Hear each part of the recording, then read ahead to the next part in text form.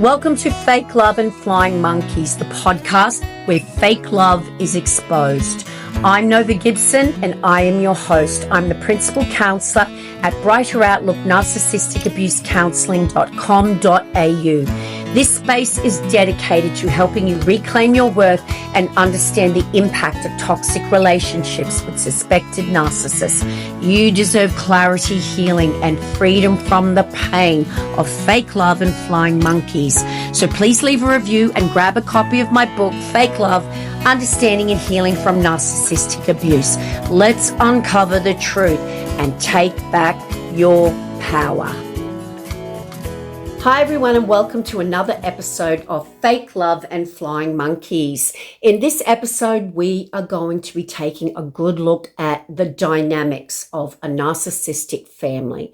Now, for those of you who grew up with a toxic parent or a toxic sibling or another family member, you will remember how confusing your childhood was and how you could never please that narcissistic parent or family member, and how it was even more confusing that everyone else thought you had this wonderful family and you couldn't understand why everyone thought this, because it certainly wasn't happy for you behind closed doors.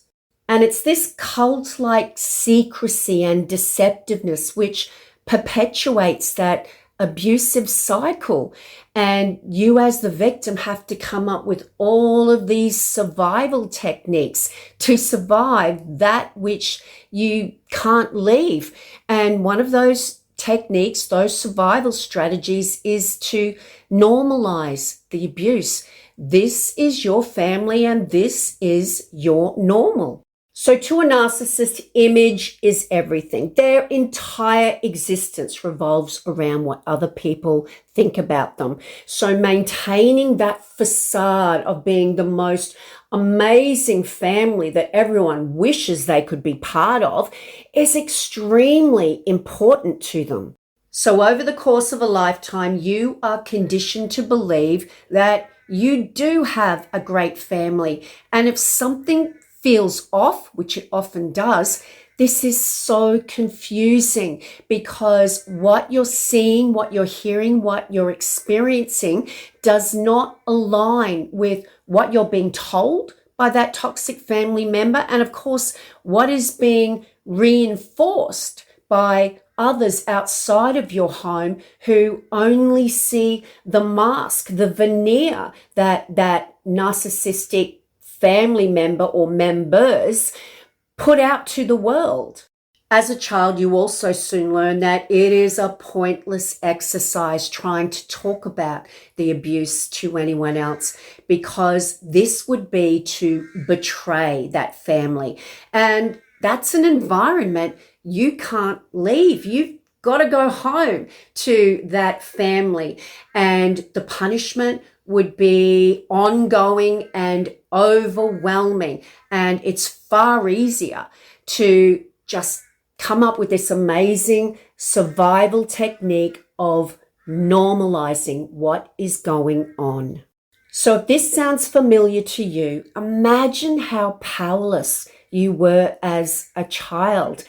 Imagine what would have happened, or maybe did happen, if you spoke to anyone else about feeling neglected, or never having anyone to talk to, or never feeling valued within that family. The narcissistic family member would soon come to override whatever you had said, and that would result in further punishment when you were on your own within that family and they had all the power.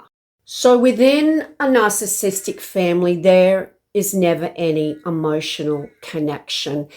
It all revolves around that image, and there will normally be one authority figure. So let's say you've got a narcissistic mother and an enabling father. We're going to talk about enablers within the narcissistic family in a future episode, but for the purposes of this episode, let's focus on the narcissistic mother. So basically, the narcissistic family is an organization.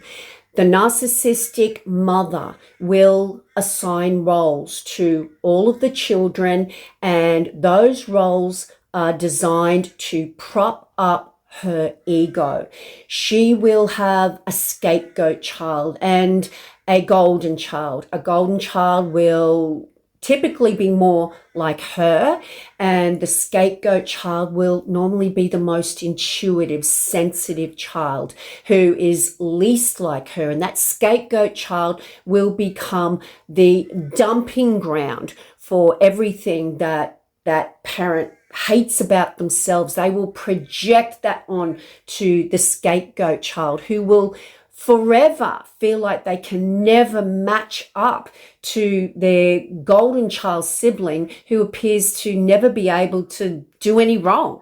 So these roles are assigned so that there is always drama going on in the family, with that narcissistic parent being the go-to person. So if you're seemingly giving all of your love and praise and admiration to one child, and another child can never do any right, the goalposts are always shifted, then naturally this is going to create a dynamic, a relationship where one child feels lost. They feel like they're in competition with that other sibling.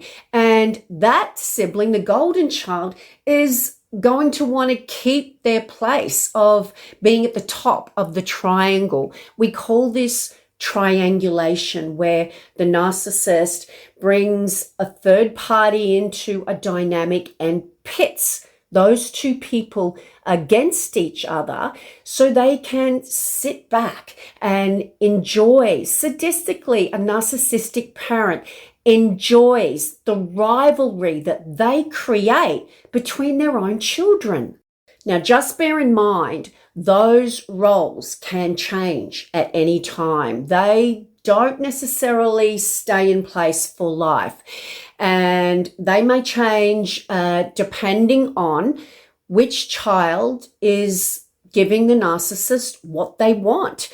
If the golden child does something that the narcissistic parent does not like, and they are displeased because this is not supporting the perfect image they are trying to portray to the world, then they will swiftly demote that golden child to scapegoat child. And then the scapegoat child relishes in the fact that they're finally getting the love that they've always wanted. But the golden child has become very dependent on that parent for their self-worth, and they will many times drop whatever they're doing that displease their parents so they can get that place at the top of the triangle back. And then the scapegoat child is swiftly booted off that pink cloud they were on, and they're right back at square one, where they have no idea how to please that parent, and of course what they did wrong to get demoted.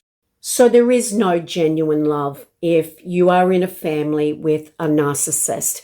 They operate from a place of not love, but fear, obligation, and guilt. The FOG, we call it. That's an acronym we use in narcissistic abuse recovery. You are conditioned to feel obligated to tolerate their abuse, to endure it, to feel guilty if you don't, or if you try and go no contact, or to separate yourself from it, and to fear the punishment in doing so. And those feelings of fear, obligation, and guilt, those emotions, they don't go away as you get older. They get worse. You feel even more compelled to endure, tolerate their abuse, or to look after them because they're getting older. And of course, because their sources are starting to dry up, which means they fall back very heavily on the children they birthed. And don't forget, they're still permeating to society that image of being the most amazing parent. So if you do go to talk about the abuse, it will fall on deaf ears.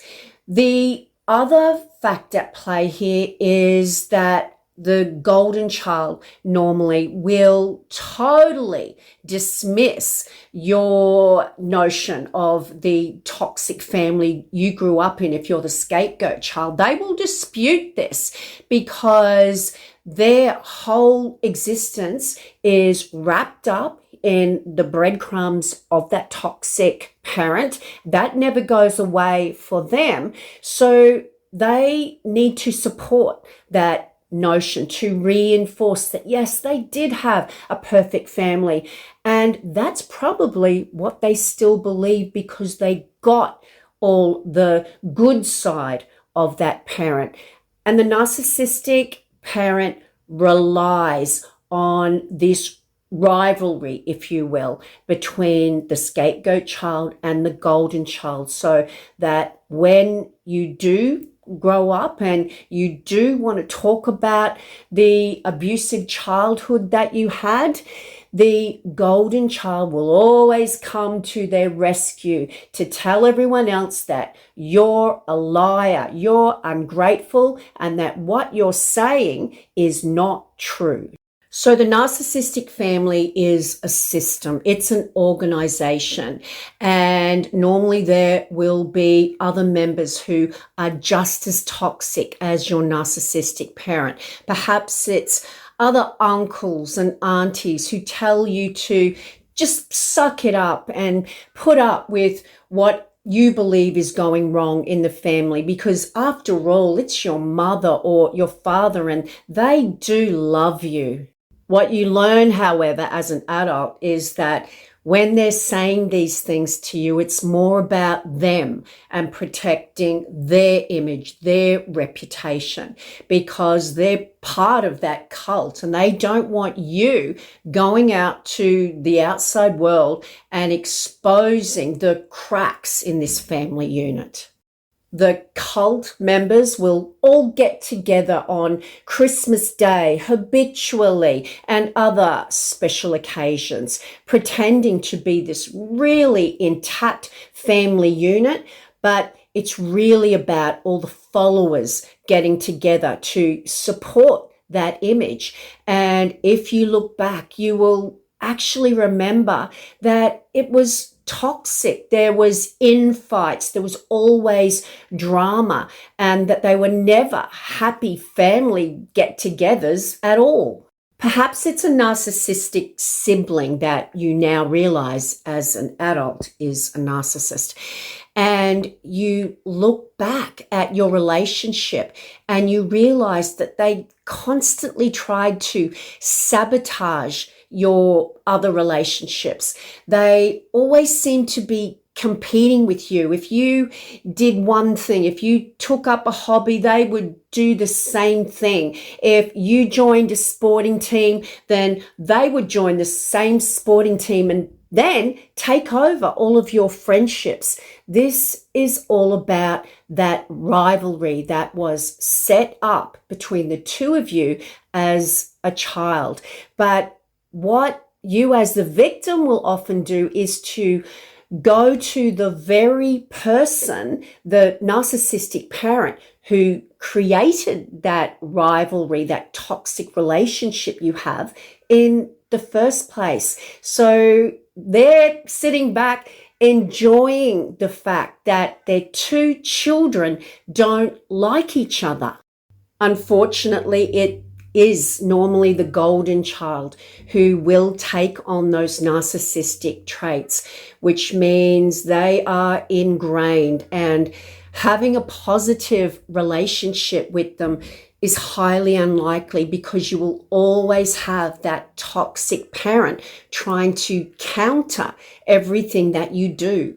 It is extremely difficult and traumatic trying to break away from a narcissistic family, not only because of the lack of support from others, but because unknowingly you become dependent on that toxic cycle. And it feels excruciating to be left out of those family dynamics.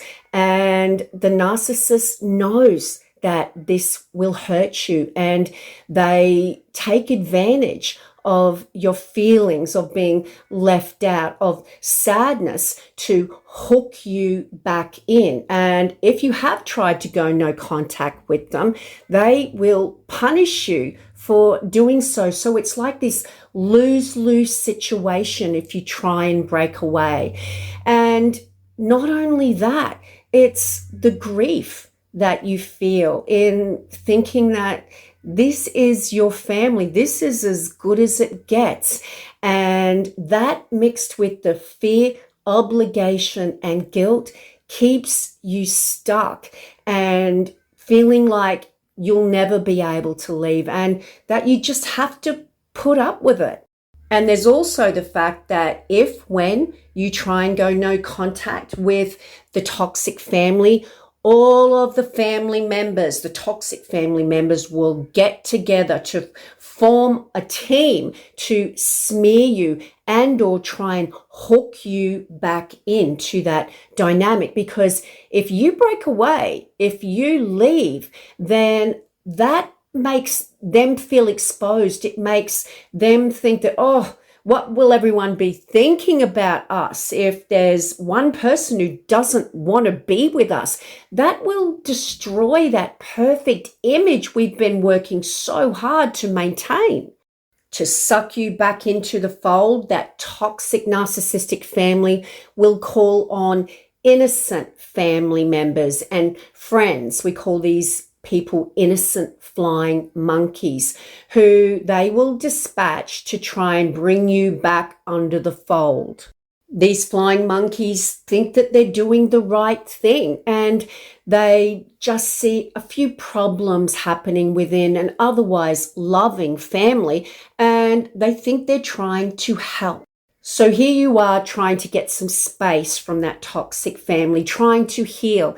And not only have you got those narcissistic family members making you feel guilty and obligated, and of course, not being accountable or responsible at all for their actions, but you've got the guilt that comes when these innocent family members are telling you that these other people love you, and that's all you've wanted. You've just wanted to be loved, and it is so easy to fall for that manipulation and to go back to the toxic family with absolutely nothing changing. Never forget how manipulative the narcissist is. And they know how lonely you will be feeling a lot of the time at Christmas if you are trying to go no contact. And they will make sure that you know who is going to that day and just what you will be missing out on. And they will spread the word about that event far and wide to try once again to draw you out of hiding and bring you back under their control. These are just a few instances that reflect the classic dynamic of the narcissistic family, but basically they're all about protecting their image at all costs. And to do that, they need to avoid being exposed. New members to the family, when children get married, for instance, they soon learn what is expected of them, and they're conditioned to meet the status quo in that family. They have to help to uphold that image. And if there's a divorce or a breakup, then they will soon be ostracized and become the outsider, no matter how close they were made to feel to that family when they first came on the scene. Maintaining that family image never becomes more apparent if you were an outsider. In other words, you married into the family and you divorced or split up with your partner, because you then become the enemy. People you loved within that new family and you thought loved you will treat you like garbage because you have the power to expose them. So as a family unit, they will engage in a horrific smear campaign to make sure that no one believes you if you go to talk about what you know. A divorce occurring within a narcissistic family is actually a pretty scary thing for them because you, as the newcomer, you've got the goods on them. So they've got to do everything in their power to discredit you. It's so sad for victims when they get ostracized because they don't understand why, and they're trying to maintain these connections for the children's sake, etc. And they're treated like absolute dirt. It's never a good idea to keep these connections going, and that means grieving.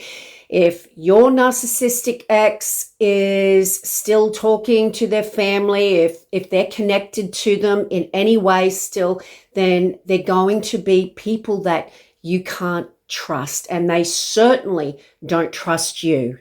That toxic family unit is built on control, and they will maintain that illusion of being the perfect family to the nth degree, and they will manipulate and they will betray and abuse everyone and anyone they need to who stands in the way of that perfect family facade. And that brings us to the end of another Fake Love and Flying Monkeys episode. If you would like more information on the narcissistic family unit, I will be doing more episodes. And of course, if you're wanting individual support, please just see the link to my website in the description where you can email me to book a one-on-one Zoom counseling session. Now, if you'd like to support the channel, every little bit helps, but the best thing you can do is to share. Sharing is caring, and of course, to leave a rating and a review. Now, until tomorrow's episode, I want you all to remember that you are worthy of love, and you are certainly worthy of a whole lot more than a lifetime of fake love and flying monkeys.